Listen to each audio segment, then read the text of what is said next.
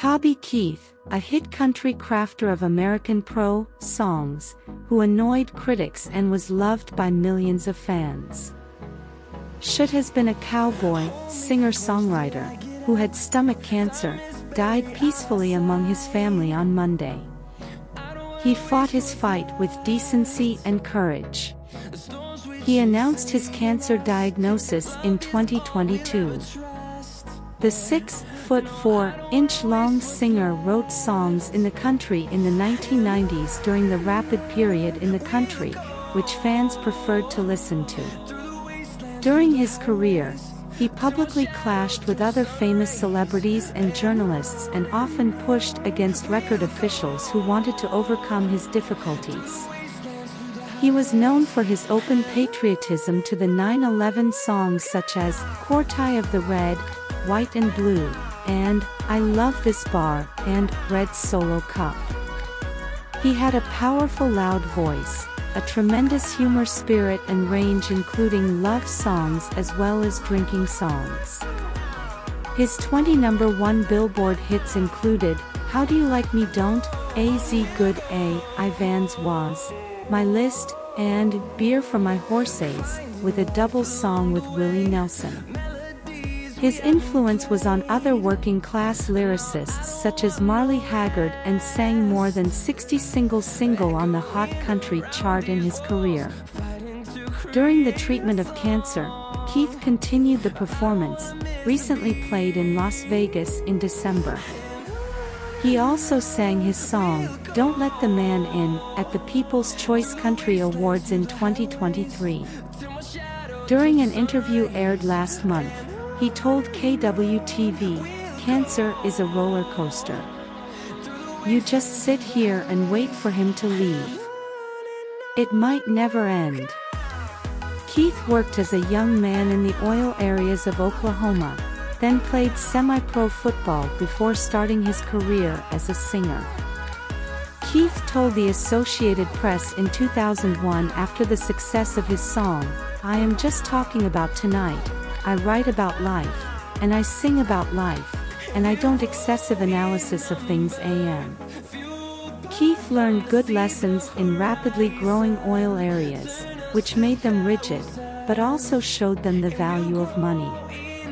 Keith said in 1996, "The money earned was incredible. I came out of high school in 1980 and gave me a job of $50,000 per year in December 1979. I was 18 years old. But domestic oil sector industry collapsed and Keith did not save. He said, "It broke us. So I just learned. I have taken care of my money this time." He spent some seasons as a defensive end for Oklahoma City Drillers. But he received frequent money in playing music with his band at the Red Dirt Roadhouse circuit in Oklahoma and Texas. "We had the only stable thing music during this whole thing," he said. "But it is difficult to sit comfortably and say, I will make my luck by singing music or writing music. I had no contact." Finally, his path took him to Nashville, where he attracted the interest of Harold Shedd, the head of the Mercury Records, known as the creator of the hit group Alabama. The Shedd brought him to Mercury, where he released his platinum debut record, Toby Keith, in 1993. Shoulda has been a cowboy, his breakout hit, 3 million times at radio stations.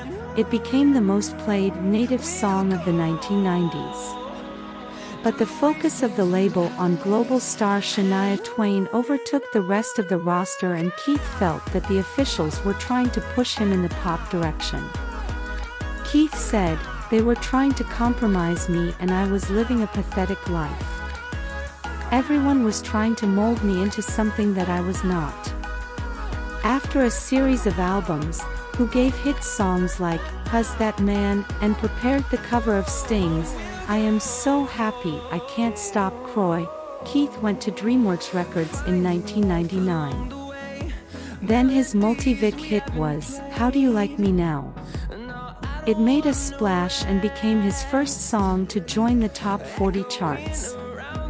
In 2001, he won the Academy of Country Music Awards for the Year Male Singer and the Album of the Year.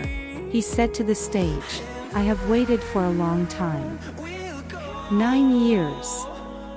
Keith often kept his politics on his sleeves, especially after terrorist attacks on American soil in 2001, and initially he said he was a conservative Democrat, but later claimed that he was an independent person.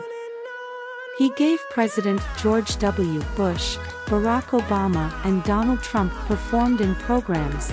Later Trump gave him the National Medal of Art in 2021. He sometimes faced controversy due to his songs and his impeccable opinion, for which he used to go to court.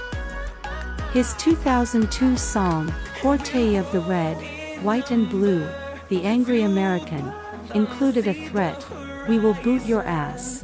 This is an American way, whoever will dare to play with America."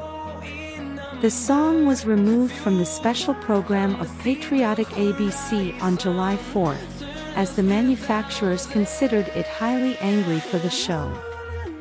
Singer-song Steve Earle.